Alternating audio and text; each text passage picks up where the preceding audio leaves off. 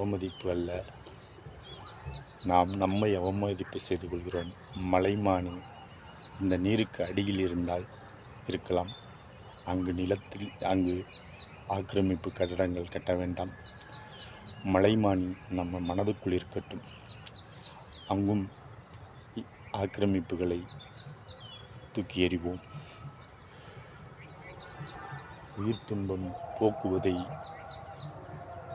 துன்பம் போக்குவதற்காக கண்டறியப்பட்ட அறிவியல்தான் அருள் பொருள்.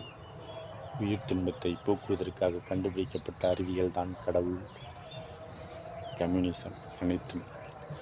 மலைமானியை வெளியிலும் தோண்டி எடுப்போம், மலைமானியை புறத்திலும் தோண்டி எடுப்போம், மலைமானியை அகத்திலிருந்தும் தோண்டி எடுப்போம்.